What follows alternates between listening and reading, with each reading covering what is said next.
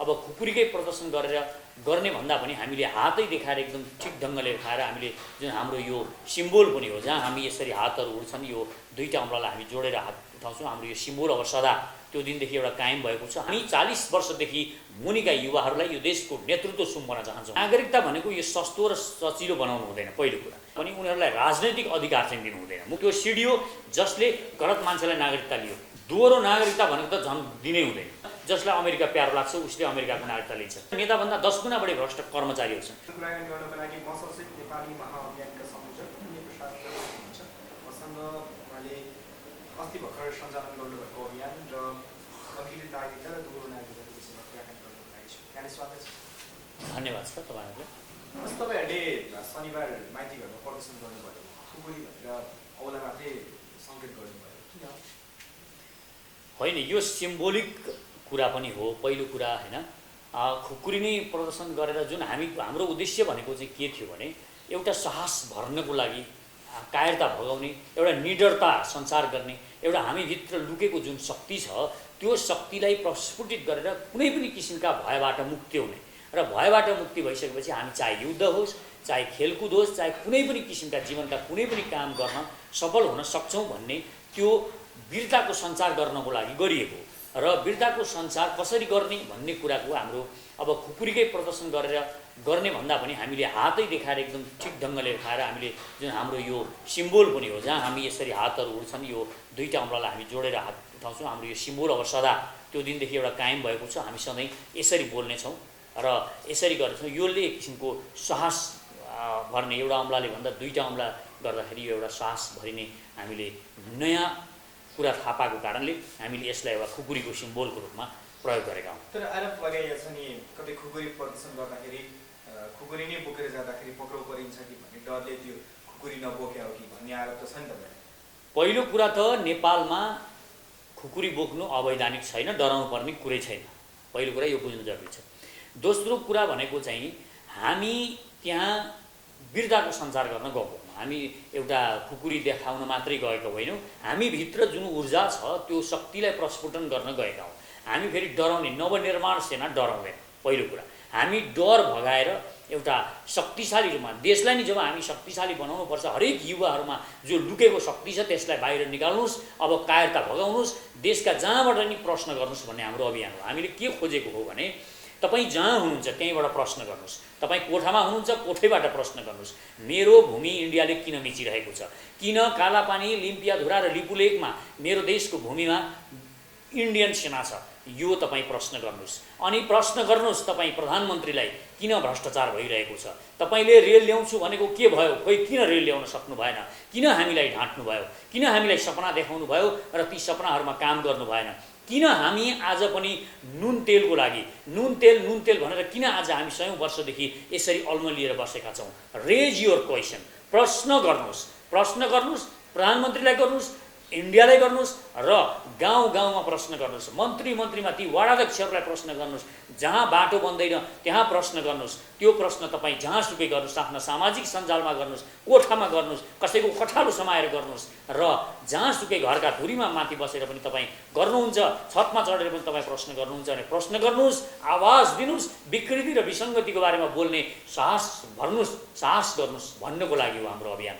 यो कारणले गर्दाखेरि हामी डराउने, यो डर भगाउनुको लागि जब हामी आइरहेका छौँ भने हामी डराउने भन्ने कुरा छैन, हामी साहस भर्ने आएका हौँ र जो साहस भर्न आइरहेको छ, हिम्मत दिन आइरहेको छ, ऊ डराउँदैन, ऊ कोहीसँग पनि डराउँदैन। यो देशमा हामी आएका छौँ, अब कफन बाँधेर आएका छौँ। हाम्रा हरेक नवनिर्माण सेना र म सचेत नेपालीका साथीहरू अब यो पुरै यो देशलाई परिवर्तन गर्न, यो सिस्टम क्याप्चर गर्नको लागि हामी आएका हौँ। यो सिस्टममा हामी घुसेर यो देशलाई परिवर्तन गर्न हामीले जुन सोचेका छन्, यो देशका युवाहरूले, आज लाखौँ युवाहरू जुन विदेशमा छन्, उनीहरूले जे सोचेका छन्, उनीहरूको वास्तवमा यो देशका युवाहरूको सपना साकार गर्नको लागि युवाहरू नै अघि बढेका हुन् र यो युवाहरूले नै परिवर्तन गर्न सक्छन् भन्ने हाम्रो विश्वास छ र उनीहरूमा साहस पनि छ र ती साहसी युवाहरू कोहीसँग पनि डराउँदैन।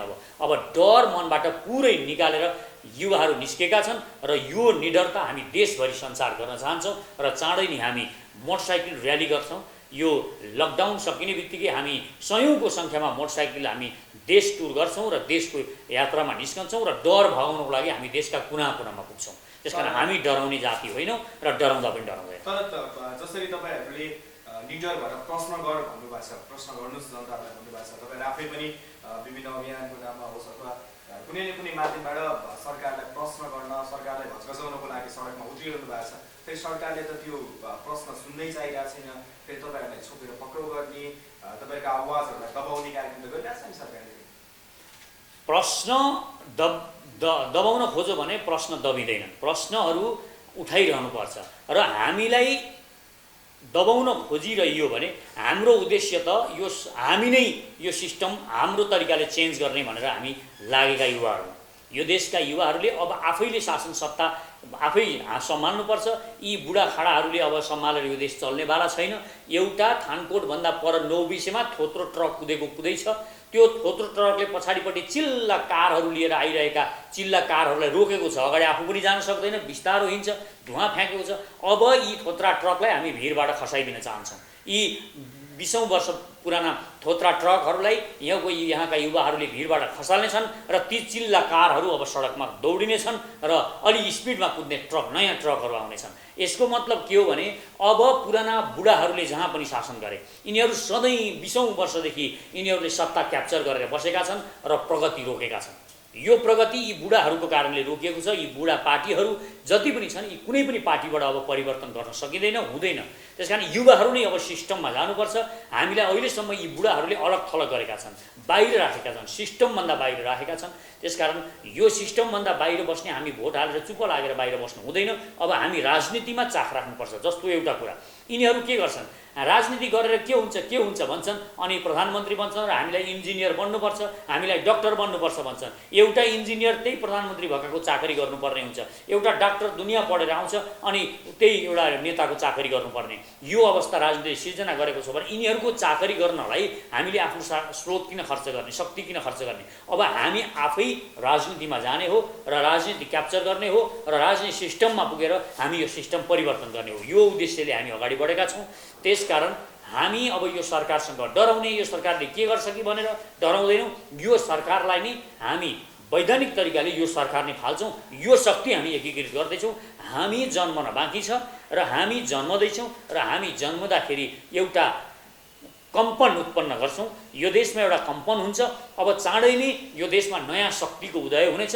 त्यो शक्ति भनेको सचेत नेपाली हुन्छ। अब सचेत नेपाली जब पार्टी हुन्छ, यो एउटा शक्तिशाली पार्टी भएर यो देशमा आउनेछ र यो देशमा परिवर्तन गर्नेछ। यो देश परिवर्तन गर्ने अन्तिम शक्ति हो। यो अन्तिम शक्ति हो। मैले त के पनि भन्ने गरेको छु भने यो सचेत नेपाली भनेको मातृभूमि नेपालको कान्छो छोरो हो। अब जति पनि अरू पुराना पार्टीहरू छन्, काङ्ग्रेस, कम्युनिस्ट, विवेकशील, के राप्रपा के छन्, यी सबै भनेका पहिला बिग्रिएका छोराहरू हुन्। यी बिग्रिएका छोराले यो मातृभूमि आफ्नै आमाको स्याहार गरेनन्। यिनीहरूले आफ्नो स्वार्थ मात्र हेरे, आफ्नै घर बनाए, आफ्नै श्रीमतीको मात्रै स्याहार गरे, यिनीहरूले देशको सेवा गरेनन्। त्यसकारण अब कान्छो छोरो नेपाल आमाले फेरि जन्माउँदैछिन्, आफ्नो स्याहार गर्ने, आफ्नो हेरचाह गर्ने कान्छो छोरो जन्माउँदैछिन् र यो कान्छो छोरोले यो देशमा परिवर्तन गर्छ र यो कान्छो छोरो नेपाल मातृभूमिको कान्छो छोरो भनेको म सचेत नेपाली हो, जो अब सचेत नेपाली पार्टी बन्दैछ। भनेको तपाईँको नजरमा त्यस्तो राम्रो काम गर्न खोज्ने नेताहरू छैन त? युवा नेताहरू केही मान्छेहरू हुनुहुन्छ, किन नहुनु, युवा नेताहरू पनि हुनुहुन्छ। तर त्यो सिस्टम, उनीहरूको सिस्टम नै यस्तो छ कि उनीहरूलाई अघि बढ्नै दिएको छैन। अहिले नेकपामा हेर्नुहोस्, प्रचण्ड कहिलेदेखि तपाईँको अध्यक्ष भएका, अहिलेसम्म अध्यक्षको अध्यक्ष। केपी ओलीको ठाउँमा अब योभन्दा अगाडि माधव नेपाल, झरना खनाल, ती 3-4 भन्दा बाहिर त्यो पदै गएको छैन। यिनीहरूले नयाँलाई आउनै रोकेका छन्, नयाँहरूलाई आउनै दिँदैनन्, नयाँ नेतृत्वलाई बढ्नै दिँदैनन्। कमल थापा पार्टी बनेदेखिका नेता अहिले पनि नेताको नेता जहिले हुनै। तपाईँ विवेकशील भन्ने अब म त परिवर्तन गर्छु भनेर आयो साझा पार्टी। यिनीहरूको हेरो जो पहिला संयोजक छ त्यो नै अहिले पनि संयोजक। 10 वर्ष 5 वर्ष कति हुन लाग्यो उही संयोजक। यिनीहरू सबै फ्रिज गरे। यो अगाडि जुन गतिमान रूपमा अगाडि बढ्नु पर्ने थियो, यिनीहरूले अगाडि एउटा ठुलो तपाईँले धारो बनाउनु भयो, ठुलो, तर पछाडिपट्टि पानी झर्ने ठाउँमा सानो टुट्टी राख्नुभयो भने जतिसुकै ठुलो मूल ल्याए पनि त्यहाँबाट थोरै पानी झर्छ। त्यसकारण यिनीहरूले पुरै रोकेका छन्, सिस्टम यिनीहरूले रोकेका छन्, युवाहरूलाई अगाडि आउन दिएका छैनन्। त्यसकारण यो काम गर्न सक्ने धेरै हुनुहुन्छ, यी पार्टीहरूमा पनि हुनुहुन्छ, यी कम्युनिस्टमा पनि हुनुहुन्छ, काङ्ग्रेसमा पनि हुनुहुन्छ र अरू विवेकशील साझा पार्टी सबमा हुनुहुन्छ, राप्रपा पनि हुन्छ। धेरै एकदम यो देशको लागि चिन्ता गर्ने, यो देशमा नयाँ किसिमले परिवर्तन गर्नुपर्छ, युवाहरूले देश हाँक्नुपर्छ भन्ने सबै ठाउँमा हुनुहुन्छ। तर उहाँहरू त्यहाँ बसेर सिस्टम परिवर्तन पनि गर्न सक्नुहुन्न, उहाँहरूले नेतृत्व पनि प्राप्त गर्न सक्नुहुन्न। त्यसकारणले हामी पनि उहाँहरूलाई आह्वान गर्छौँ, तपाईँहरू अब यहाँ आउनुहोस्, यहाँ नेतृत्वको खोजी पनि भइरहेको छ, हामीलाई लिडरको पनि आवश्यकता छ। हामी सामूहिक लिडरमा जान चाहन्छौँ र एउटा पदमा एउटा मान्छे 2 वर्षभन्दा बढी बस्न नपाउने, त्यसले चेन्ज हुनै पर्ने, यो हामी नियम लाउँछौँ। एउटा मान्छे बसेपछि बसेको बसै गर्ने सिस्टम पनि हामी परिवर्तन गर्छौँ र लिडर पनि चेन्ज गरिरहन्छौँ र नयाँ लिडरहरू जन्माइरहन्छौँ। र ती नयाँ डाइनामिक गतिशील मानिसहरूले जब गतिशीलता आउँछ राजनीतिमा पनि, तब मात्र देशमा परिवर्तन र नयाँ सोच पनि आउँछ। अहिले सोच विचारमा पनि रोकावट आएको छ। जस्तो के भएको छ, अहिले तपाईँमा जुन विचार आउँछ त्यो विचारलाई तपाईँले अहिले ठिक ढङ्गले लागू गर्नु भएन, भोलि गर्छु, अब कुनै दिन गर्छु भन्नुभयो भने त्यो विचार तपाईँमै निहित रहँदैन। विचार र शक्ति एकै ठाउँ बसिरहँदैन, यो चलायमान हुन्छ, यसले काहीँ न काहीँबाट निस्कनको लागि बाटो खोज्छ। त्यसकारण युवाहरू जुन त्यहाँ फ्रिज भएका युवाहरू हुनुहुन्छ ती पार्टीहरूमा, उहाँहरूको विचार यही छ जुन अहिले हामी बोलिरहेका छौँ, तर उहाँहरूले यसलाई लागू गर्न सक्नु भएको छैन र त्यो विचार त्यहाँ बसेन। अब त्यो विचार हामीमा आइसक्यो, अब हामीले यो विचार लिएका छौँ र उहाँहरूलाई पनि हामी यहाँबाट अब देश परिवर्तन गर्नुपर्छ भन्ने आह्वान गर्न चाहन्छौँ। र एउटा कुरा, हामीले सपना छोड्नु हुँदैन। जस्तो सपना छोडेपछि राजनीतिक पार्टीहरूले आफ्ना लक्ष्य र सपनाहरू पनि छोडेका छन्।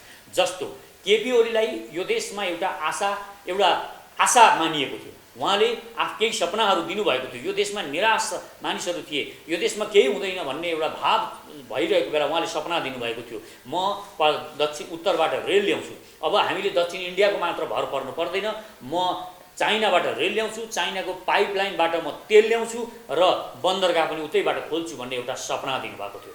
उहाँले आफ्नो सपना छोड्नुभयो। उहाँ अहिले रेलको पनि कुरा गर्नुहुन्न, उत्तरबाट ल्याउने पाइपलाइनको पनि कुरा गर्नुहुन्न, उहाँ अब जम्नुभयो, पुरानै मोडल पुरानै स्थितिमा जानुभयो। अब उहाँको पनि काम छैन, अब उहाँबाट कुनै थप कुरा आउन सक्दैन, यो देशले पाउँदैन। त्यसकारण यस्ता विचारहरू जब कोही नेताले आफ्नो विचार छोड्छ, आफ्नो सपना छोड्छ, तब सपनाविहीन लिडरलाई हामीले अगाडि राख्नु हुँदैन, उसलाई निकाल्नुपर्छ र त्यहाँ अर्को नयाँ सपना बोक्ने नयाँ इच्छाशक्ति भएको लिडरलाई पुर्याउनुपर्छ। त्यसकारण अब यी कुनै पनि पार्टीबाट यो देशमा परिवर्तन आउँदैन, अब त्यो सपना छोड्ने लिडरहरूबाट पनि यो देश परिवर्तन आउँदैन। त्यसकारण अब हामी नयाँ पार्टी, एउटा शक्तिशाली पार्टी र नयाँ सपना बोकेको तिनै कुराहरू हामी पुरा गर्नेछौँ। हामीले भनेका पनि छौँ, यो देशको सेनालाई सर्वशक्तिमान बनाउने, यो देशमा एकदम गुप्तचर संस्था, एउटा अन्तर्राष्ट्रिय स्तरको गुप्तचर संस्था बनाउने जसले भोलि परिवर्तन गर्न सकोस्। यहाँका कुनै खराबी यो देशमा जुन दलालहरूले यो देशलाई भस्म पार्ने, भ्रष्ट पार्ने काम गरिरहेका छन्, तिनीहरूलाई रोक्ने एउटा मापदण्ड बनाओस् र तिनीहरूलाई पहिले चिनोस् त्यो किसिमको संस्था। र ती रेल ल्याउने सपनाहरू पनि हामी पुरा गर्न चाहन्छौँ। अब हामी एउटा यो इन्डियाबाट मात्र भर परिरह्यौँ भने हाम्रो सार्वभौम सत्ता लामो समयसम्म जोगिँदैन, यो हामीले बुझेका छौँ। त्यसकारण अब हामी केही नयाँ तरिकाले सोच्ने र युवाहरूले नै यो सबै नेतृत्व गर्ने, हामी 40 वर्षदेखि मुनिका युवाहरूलाई यो देशको नेतृत्व सुम्बन चाहन्छौँ र युवाहरूलाई हामीले जोडबल पनि गरिरहेका छौँ आउनको लागि। देशभरिबाट अहिले युवाहरू जोडी पनि राख्नु भएको छ र मलाई विश्वास छ अहिले होड पनि छ एक किसिममा। हिजो म कहिले राजनीतिमा आउँदिनँ, लिडरसिप गर्न सक्दिनँ भन्ने ठानिरहनुभएका युवाहरू पनि अब एउटा जोसले एउटा नेतृत्व गर्न सक्ने रहेछु भन्ने एउटा आत्मविश्वास आएको छ र उहाँहरूमा यो आत्मविश्वास हामी जगाउँदै जिम्मेवारी दिन चाहन्छौँ। र जिम्मेवारीलाई नदिकन त योग्य छस् त अयोग्य छस् भन्न मिल्दैन। त्यसकारण जिम्मेवारी दिएर हामी उहाँहरूको योग्यता प्रस्फुटित गर्न चाहन्छौँ। यो हाम्रो अभियान भएको कारणले अब देशलाई, पुरा देशलाई हामीसँग जोडिनको लागि र युवाहरूलाई मुख्यतया जोडिनको लागि आह्वान गर्छौँ। ओके, म अर्को विषयमा प्रवेश गर्न चाहन्छु। अहिले अङ्गीकृत नागरिकता भन्ने विषय छ, कसैले 7 वर्ष विवाह भएको 7 वर्षमा नागरिकता दिनुपर्छ भन्ने छ, कसैले 10 वर्षमा भन्ने छ। यो विषयले चाहिँ तपाईँले कसरी हेर्नु भएको छ? यो विवाह गरेर नागरिकता दिने कति वर्ष भन्ने भन्दा पनि हामीले मुख्य कुरा केमा ध्यान दिनुपर्छ भने नागरिकता भनेको यो सस्तो र सजिलो बनाउनु हुँदैन। पहिलो कुरा यो एउटा गम्भीर कुरा हो, यो राष्ट्रसँग जोडिएको राष्ट्रभक्तिको कुरा पनि भएको कारणले यो अङ्गीकृतलाई नागरिकता दिने नदिने भन्दा पनि उनीहरूलाई राजनैतिक अधिकार चाहिँ दिनु हुँदैन। मुख्य कुरा उनीहरूले सबै कुरा गर्न पाउन्, तर राजनैतिक अधिकार हामीले अङ्गीकृतवालाहरूलाई दिएनौँ भने यो समस्याको समाधान हुन्छ र उनीहरू राजनैतिक अधिकार नपाउने भइसकेपछि यहाँ जुन यो देशलाई यो देशमा घुसेर यो देशको सिस्टममा घुसेर यो देशको सार्वभौम सत्तामाथि खतरा पार्ने जुन सुनियोजित रूपमा आइरहेका गलत तत्त्वहरू छन् ती पाखा लाग्छन्, किनभने उनीहरू सिस्टममा जान नपाउने भइसकेपछि, राजनीतिमा आउन नपाएपछि। त्यसकारण पहिलो आधार भनेको राजनीतिबाट अङ्गीकृतलाई मुक्त राख्नुपर्छ र वंशजहरूले मात्र यो देशमा राजनीति गर्न पाउनुपर्छ। त्यो भयो भने यो राजनीति केवल केही लालचले सांसद हुनलाई राजनीतिक पद पाउनको लागि जो मानिस यहाँ सजिलो तरिकाले नागरिकता लिने र त्यो नागरिकताको दुरुपयोग गर्ने चलन हुन्छ त्यो पनि रोकिन्छ र जुन बिहा गर्ने र बिहा गरेपछि पाउने भन्ने कुरा छ त्यसमा त्यति कठोर हुनु पर्दैन। तर यिनीहरूलाई राजनैतिक अधिकार नदिने कुरामा चाहिँ हामी अलिकति ध्यान दिएर क्रियाशील हुनुपर्छ। यो गरेको खण्डमा चाहिँ यसको मुख्य समाधान यो हुन्छ र यो कालान्तरमा पनि यसले पछिसम्म पनि एउटा दीर्घकालीन समाधान निकाल्छ जस्तो लाग्छ मलाई। भनेको सविता गिरी जस्ता सांसदहरूको नागरिकता चाहिँ के गर्ने त? नागरिकता केही नगर्ने, नागरिकता खारेज गर्नुपर्छ भन्ने कुरा होइन।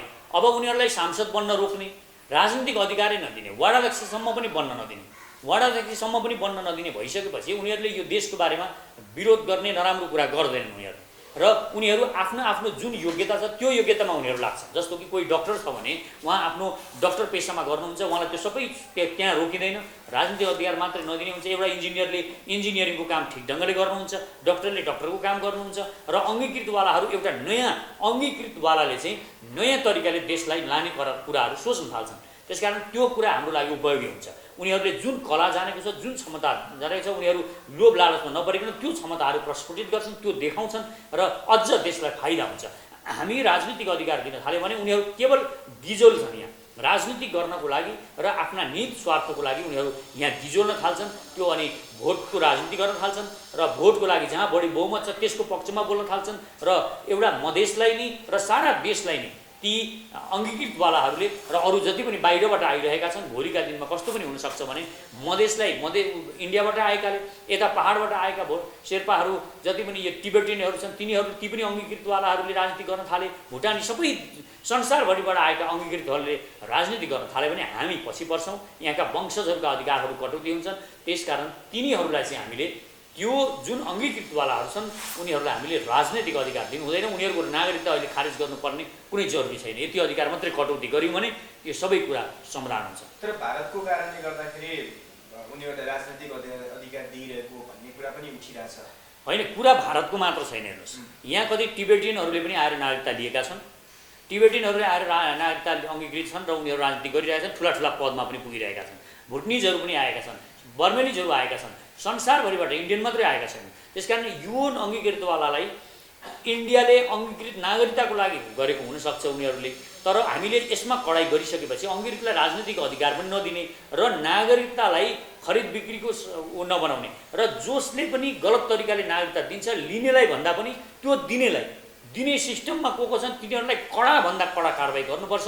तिनीहरूलाई दैनिक जेलमा राखेर कोर्रा हान्ने व्यवस्था गर्नुपर्छ। त्यो सिडिओ जसले गलत मान्छेलाई नागरिकता दियो, जसले गलत मानिसलाई नागरिकता दिनको लागि सिफारिस गर्यो, त्यो वार्ड अध्यक्ष, ती सबलाई कारबाहीको दायरामा ल्याउनुपर्छ र ती हजारौँको सङ्ख्यामा कारबाही गर्नुपर्छ र यति गरेको खण्डमा यो आफै कन्ट्रोल हुन्छ र नागरिकता वंशजको आधारमा दिने यो कुरा अलिक प्राथमिकता पाउँछ र अङ्गीकृतलाई नागरिकता दिने बेलामा सबै सतर्क भइहाल्छन् र यिनीहरूलाई दिउँ नदिउँ, बिहे गरेपछि दिउँ कि नदिउँ भन्नु पर्दैन। बिहे गरेपछि बुहारीलाई दिनु त्यति ठुलो कुरा त नहोला, तैपनि यसमा पनि अलिकति विचार गर्नुपर्छ सरकारले। तर बिहारको एउटा जनसङ्ख्या मात्रै नेपालमा आएर अङ्गीकृत नागरिकता लिए भने नेपालीहरू चाहिँ कोल्याप्स हुन्छन् भन्ने कुरा उठिरहेछ। होइन, नागरिकता त्यसरी दिनै हुँदैन त भन्यो, यही हो नि त कुरा। उनीहरूलाई नागरिकता नदिएपछि त सकिगयो र नागरिकता दिनेलाई चाहिँ कारबाही गर्नु पर्यो। जो जस्तो हो इन्डियाबाट कोही आयो उसलाई सजिलै नागरिकता दियो, पैसामा किनेर पैसामा बेचेर नागरिकता दियो भने उसलाई कारबाहीको दायरामा ल्याउनु पर्यो जसले नागरिकता दियो। त्यति गरेपछि अब त्यो सबै कुरा त्यहाँबाट ठिक भएर जान्छ। अलिकति दोहोरो नागरिकताको विषयमा कुराकानी गरौँ। अहिले एनआरएनले पनि दोहोरो नागरिकता पाउनुपर्छ भन्ने कुरा उठाइरहेको छ। यो विषयले चाहिँ तपाईँ कसरी लिनुभएको छ? दोहोरो नागरिकता भनेको त झन् दिनै हुँदैन। यी दोहोरो नागरिकता जो मागिरहेका छन् यी सब दलालहरू, यिनीहरू के गरिरहेका छन्, यहाँको सम्पत्ति विदेश लानको लागि सारा तारतम्यहरू मिलाइरहेका हुन्छन्। यिनीहरूको यो उद्देश्य हुन्छ। त्यसकारण दोहोरो नागरिकता भनेको दुईटा देशमा राष्ट्रभक्ति हुन सक्दैन। नागरिकता भनेको देशभक्तिको र देशको भावनाको कुरा पनि हो। हामीले अहिले सबै विदेशीहरूलाई जो अमेरिकाको पनि नागरिकता लिने, क्यानाडाको पनि लिने, यहाँ पनि दिने गऱ्यौँ भने यिनीहरूले यहाँका सम्पत्ति यहाँ जोड्दै जाने, यहाँ सम्पत्ति कमाउने र त्यो सम्पत्ति लगेर विदेशमा थन्क्याउने। यिनीहरूले अहिलेदेखि लगेर धेरै मानिसहरू यहाँ रिटायर भएर कर्मचारीहरू अहिले बढीभन्दा बढी कर्मचारी राजनीति गर्नेहरू सबै विदेशमा बस्ने र यहाँको सम्पत्ति लिएर जाने यो गरिरहेका छन्। दोहोरो नागरिकता कुनै पनि हालतमा दिनु हुँदैन र यो देशलाई भक्त छ त्यो देश आफ्नो यो देशको नागरिकता पाउँछ। जसलाई अमेरिका प्यारो लाग्छ उसले अमेरिकाको नागरिकता लिन्छ। दोहोरो नागरिकता दिनु कस्तो नेपाली नागरिकता हो नि, नेपाली नागरिक छ त हामीले त्यसमा दोष भएन नि। ऊ अमेरिकन नागरिकता लिएपछि त ऊ नेपाली भएन नि त। उसलाई किन माया गरिरहनु पर्ने हामीले किन उसलाई यहाँ फेरि सुविधा दिनुपर्ने, नागरिकताको किन सबै अधिकार दिनुपर्ने? त्यो जरुरी छैन। उसले जे गर्छ सबै विदेशको लागि गर्छ। उसका छोराछोरी उतै सेटल गरिराखेको हुन्छ, उसले सबै उता सेटल गर्छ, सम्पत्ति उतै सेटल गर्छ, सब कुरा उता सेटल गर्छ। यो देशमा अलिकति सम्पत्ति जोडियो भने त्यो पनि अनेक बहानामा उतै लिएर जान्छ। त्यस कारण उसलाई किन दोहोरो नागरिकता दिने आवश्यक छैन। दोहोरो नागरिकता हुनु हुँदैन। ओके, तर पनि एकजना नेकपा सांसदले मैले अन्तर्वार्ता गरेको थिएँ, नेकपा सांसदले नेपालको नागरिकता पनि छ, इन्डियाको नागरिकता पनि छ, दोहोरो नागरिकता नेपालको सांसदकै छ भन्ने पछाडि हो। यस्तै मान्छेले त यो देश भाँडिरहेका छन् नि। यस्तै सांसदहरू, यस्तै मानिसहरू यी आफ्ना नित एउटा मान्छेको स्वार्थको लागि यहाँ कानुन फेरबदल गरिरहेका छन्। यो देशभक्तिको भावना जुन हरेक मानिसमा उब्जाउनु पर्ने थियो त्यो उनीहरूले पर पारिरहेका छन्। एउटा मानिस जो मधेसको सयौँ वर्षदेखि मधेसमा खनजोत गरेर बसिरहेका ती भूमिपुत्रहरू हुन्छन्, तिनीहरूमाथि शङ्का उब्जाइएको छ यस्ता मानिसहरूले गर्दा। त्यसकारण यो वंशजको आधारमा नागरिकता दिने र दोहोरो नागरिकतालाई कडाभन्दा कडा कारवाही गरेर यस्ता मानिसहरूका जुन भावहरू छन् र यिनीहरू नियम बदलेर भए पनि यो आफू शक्तिमा रहिरहन चाहन्छन्, यिनीहरूमाथि एकदम निगरानी राज्यले गर्नुपर्छ। र दोहोरो नागरिकता यिनीहरू नै हो। यस्तै दोहोरो नागरिकता बोकेका मानिसहरूबाट यो देशलाई सबैभन्दा बढी खतरा छ। यिनीहरूले यो देशलाई कुनै पनि बेला डरलाग्दो हानि गर्न सक्छन् र यस्तै किसिमका लबिङहरू गरिरहन्छन्। हजारौँ मानिसहरूले अमेरिकामा पनि जाने, अमेरिकाको पनि नागरिकता लिने, यहाँ पनि जाने। भोलि अप्ठ्यारो पर्यो भने यिनीहरूले के गर्छन्? यो देशमा कुनै सङ्कटको स्थिति आयो भने यो देशलाई माया गर्दैनन् यिनीहरू विदेश जान्छन्, युरोप जान्छन्, अमेरिका जान्छन्। र हामी नै यहाँ एउटा मात्रै नागरिकता भएका हुन्छन्, हामी जस्ता मानिसहरू नै यो देशमा बस्नुपर्ने हुन्छ। अनि यो देशको दुःख पनि हामीले सहनुपर्ने हुन्छ। त्यसकारण हामी दुःख परेको बेला हामीले सहने, यहीँ वंशजको आधारमा नागरिकता लिने यहाँका धरतीपुत्रहरूले सहने, यहाँ एउटै मात्र नागरिकता भएको यही देशको नागरिक भनेर म यही देशलाई माया गर्छु भनेर बसेका यो राष्ट्रभक्त भएर देशभक्त भएर बसेकाहरूले दुःख कष्ट सहनुपर्छ भने उनीहरूले सुविधा पनि उनीहरूले पाउनुपर्छ। उनीहरू भोटर मात्र बनाएर यिनीहरूलाई सबै सुविधा दिनु हुँदैन। यिनीहरूलाई कुनै पनि हालतमा रोक्नुपर्छ। दोहोरो नागरिकता कुनै पनि हालतमा हुनु हुँदैन। राष्ट्रियता मात्रै खतरामा पर्ने होइन, यो देशको सम्पत्ति पनि यिनीहरूले बाहिर लगिरहेका छन् भनेको यो पनि खतरा भयो देशको लागि। त देश भोलि जर्जर भिखमङ्गा देश बनाउँछन् यिनीहरूले, किनभने उनीहरू जे यहाँ जोड्छन्, यहाँ अनेक भ्रष्टाचार गर्छन्, त्यो भ्रष्टाचार गरेर थन्काउन यिनीहरू विदेशमा सजिलो पार्छ। किनभने नेताको मात्र होइन, कर्मचारी पनि त्यस्ता धेरै छन्। कर्मचारीहरू जति भ्रष्ट, नेताभन्दा 10 गुणा बढी भ्रष्ट कर्मचारीहरू छन्। त्यस कारण यी कर्मचारीका सबैका दोहोरो नागरिकता भइरहेका छन् र यिनीहरूले के गर्छन्? यहाँ भ्रष्टाचार गर्छन् र विदेशमा लगेर थन्क्याउँछन्। त्यसकारण यिनीहरूलाई विदेशमा चाहिँ त्यो नागरिकता उनीहरूले विदेशको नागरिकता लिएका छन् थन्क्याउनको लागि। त्यसकारण यिनीहरूलाई रोक्नुपर्छ, दोहोरो नागरिकता रोकिनुपर्छ र यिनीहरूका छोराछोरी जो छन् विदेशमा नागरिकता लिएका छन् भने यहाँ जो अहिले कर्मचारी छ, जो सिस्टममा छ, त्यसलाई पनि निगरानी राख्नुपर्छ। त्यसको लागि पनि एउटा गुप्तचर संस्था, एकदम ठिक ढङ्गको गुप्तचर संस्था पनि चाहिन्छ जसले यिनीहरूको निगरानी पनि राख्ने गरोस्। को कसरी लान खोज्दैछ, देशको सम्पत्ति बाहिर कुन आधारमा लान खोज्दैछ, त्यसमा पनि ध्यान दिएनौँ भने भोलि हामीसँग केही पनि हुँदैन। हामीसँग यही भूगोल हुन्छ, यही जमिन हुन्छ, न हामीसँग सम्पत्ति हुन्छ, न केही हुन्छ, सबै यिनीहरूले विदेश गरेर देश पोखरो बनाइसकेको हुन्छ। यो कुरामा ख्याल गर्न जरुरी छ। त्यसको लागि सरकार तयार हुन सक्छ? तयार गर्नुपर्छ। तयार गरेन भने हामी पनि पार्टी खोलेर अगाडि बढेका छौँ। हामी पार्टी खोल्दैछौँ, हाम्रो पार्टी सशक्त हुन्छ, हामी सिस्टममा पुग्छौँ, अनि सबै हामी फेरबदल गर्छौँ। हामी यो जे छ अहिलेको त्यो नियमलाई चेन्ज गर्न चाहन्छौँ। खेलको नियम अलिकता यहाँका वंशजको, यहाँको राष्ट्रभक्तहरू, देशभक्तहरूको पक्षमा हामी यो खेललाई ल्याउन चाहन्छौँ। यो खेल अब यहाँका राष्ट्रभक्तहरू, यहाँका वंशजहरू जो वास्तविक यहाँका धरतीपुत्र हुन्, तिनीहरूको लागि हामी यो खेल अलिकता सजिलो बनाउन चाहन्छौँ। अहिले विदेशी दोहोरो नागरिकता भएकाहरू, अङ्गीकृतवालाहरू अनि विदेशीको दलाली गर्नेहरू, यस्ता मान्छेहरूको लागि मात्र यो देश सुविधा र सुखको स्वर्ग भएको छ। यिनीहरूको लागि स्वर्ग भएको छ यो देश। र यो देशमा जो वास्तविक देशभक्तहरू छन् तिनीहरूलाई यो देश अहिले कष्टकर भइरहेको छ। यिनीहरूले कष्टकर बनाइरहेका छन्। हामी जो यहाँका देशभक्तहरू छन् तिनीहरूको लागि, जो यहाँका वंशजको आधारमा बसेका नागरिकहरू छन् तिनीहरूको लागि यो देश कष्टकर भएको छ, सबै सुविधाहरू तिनै दोहोरो नागरिकता भएकाहरू, तिनै अङ्गीकृतवालाहरू र यस्ताहरूले मात्र लिइरहेका छन्। यसमा ध्यान दिन जरुरी छ। हामी अन्त्यमा छौँ, अन्त्यमा के भन्नुहुन्छ? अन्तिममा मेरो स्पष्ट म सबै देशभरिका युवाहरूलाई अनुरोध गर्न चाहन्छु, हामी जोडिने क्रम जारी छ। तपाईहरू लिडरसिपको लागि आउनको लागि म यहाँहरूलाई आह्वान गर्छु, नेतृत्व लिनुहोस्। हामी जिम्मेवारी तपाईँहरूलाई दिन्छौँ, तपाईँहरू नेतृत्व लिनुहोस्। र विशेषतः यहाँ महिलाहरूको एकदमै कम न्यून आगमन भइरहेको छ। यहाँहरूलाई पनि म हार्दिक रिक्वेस्ट गर्छु, हामीसँग जोडिनुहोस् र हामीसँग जोडिएर अब महिलाहरू अग्रसर भएर नेतृत्व गर्नुपर्छ। र एउटा कुरा के हो भने संसारमा कुनै पनि जाति, कुनै पनि समुदायमा, कुनै पनि वर्गमा कहीँ पनि सबैभन्दा उत्पीडन छ कुनै पनि क्षेत्रमा भने त्यहाँ सबैभन्दा बढी त्यो वर्गमा पनि महिलाहरू उत्पीडित हुनुहुन्छ। र महिलाहरूको यो उत्पीडन यो सदियौँदेखि चलिआएको छ र संसारमा सबैभन्दा उत्पीडित जाति कोही हो भने महिला जाति हो।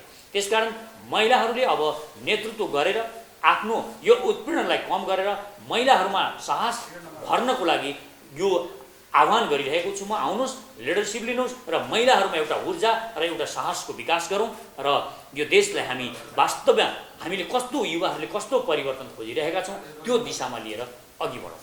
हस्, यहाँको समयको लागि धन्यवाद। यहाँहरूलाई पनि धेरै धेरै धन्यवाद।